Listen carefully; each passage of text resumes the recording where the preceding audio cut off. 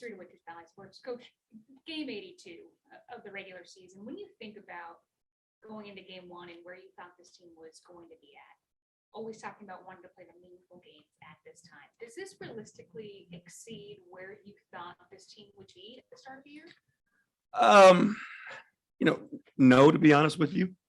And I guess let's take the beginning of the year, right? So going into training camp, these may have been our expectations, but once we got the group together, I think this is what we expected.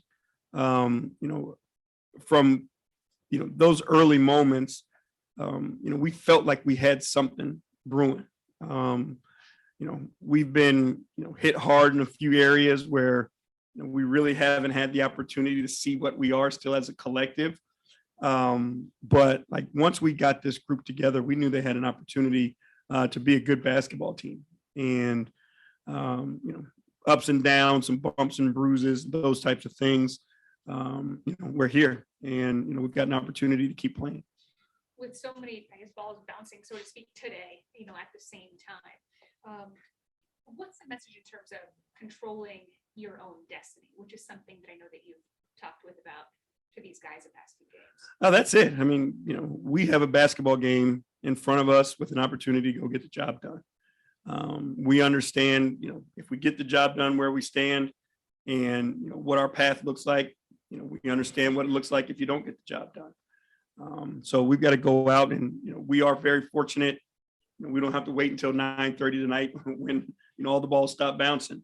We'll know by the end of this one exactly what we have to do and where we have to go. Did you actually talk with the guys about the specific scenarios, or you just leave that to what it is? No, I think, there's a select group of guys that I wanted to make sure were aware of what the circumstances are. So I had conversations with those guys. Yesterday we had conversations with the group, but a lot of times we've got a quiet group that doesn't like to ask a lot of questions. So I wanted to make sure that it was clear to everyone exactly what we needed to get done. Grape jelly or strawberry? Got to be grape. I don't eat strawberry jelly. It's offensive. Write that down. Yeah. Don't say that. I'll be getting text messages or emails from strawberry people.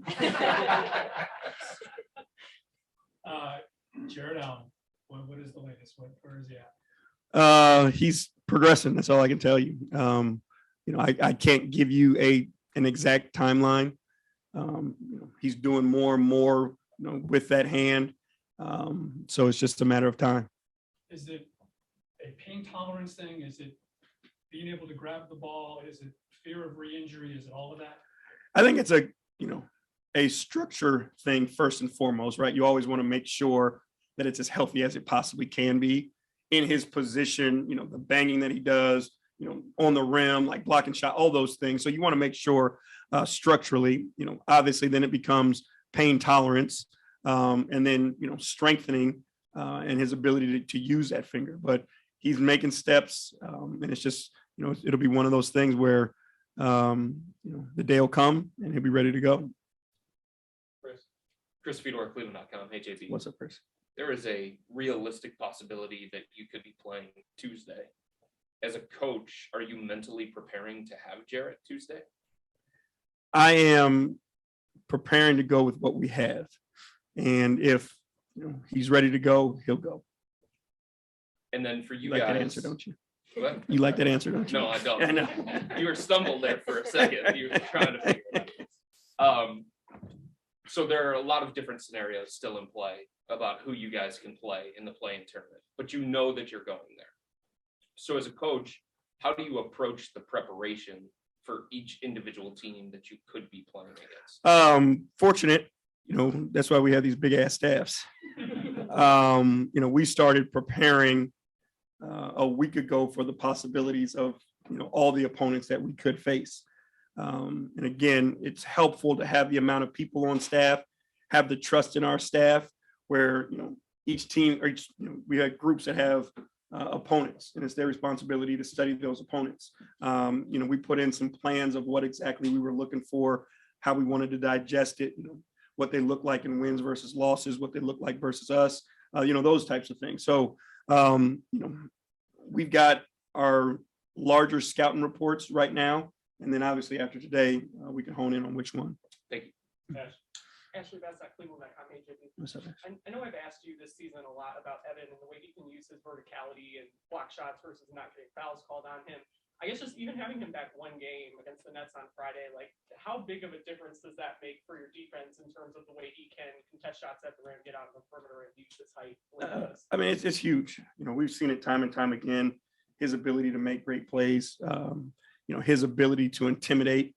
People don't even go in there sometimes because of the fear that he's there, and they'll settle for bad shots or make difficult passes because they want to play away from him.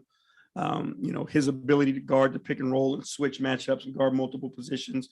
It makes us a versatile defense, and it's helpful to all the guys because they have confidence. When he's out there, they can get up and pressure their guy more because they know Evan's there to support him.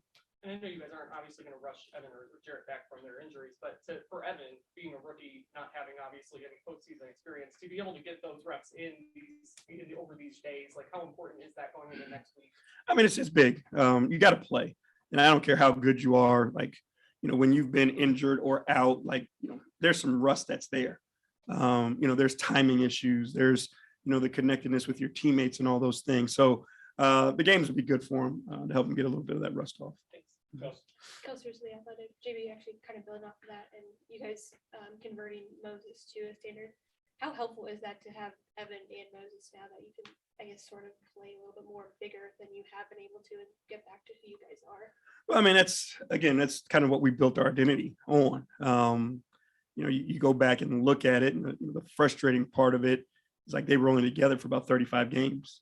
So you didn't really get to get as deep into it as you would like to. But having Moses there to provide that size, it gives you that versatility where, you can get back to some Moses, Evan, Lowry lineups and, be able to be as big as we have, bigger even, but it's still a little bit different without Jarrett, obviously. Thank you. Tim Alcorn, Cavs Radio. JB, you've mentioned the past couple of weeks that the guys won't really understand playoff basketball until they experience that, until they go through that. But there's been some big games the last couple of weeks. Are you getting the sense that they at least are understanding what that pressure will be like and what that atmosphere will be like? Yeah, I think they're figuring it out. I think if you take the Brooklyn game, for example, right, like the beginning of it, I thought Brooklyn came out, with that mindset, and that's why they were able to get out into an early lead. I thought our guys started to figure it out in the middle and were able to create a lead going into the fourth quarter. But then Brooklyn, having been there with guys like, Durant and Kyrie, obviously, they know what the fourth quarter means. So they were able to do their thing in the fourth quarter. So all those things are opportunities for our guys to learn and moments for our guys to learn to help prepare us for what's down the road. Will that translate to Tuesday or Wednesday, depending upon when that first? Yeah, I mean, that's the hope. Again, it is one that I don't want to, sound flippant by any means, but it is one of those things like you got to get there, and it's different once you're there. And you can explain it. It's like we had conversations with our friends and guys that are having, so you're like your kids, right? Everybody can tell you what it's like to be a parent, and then once you have your own kid, it's something completely different.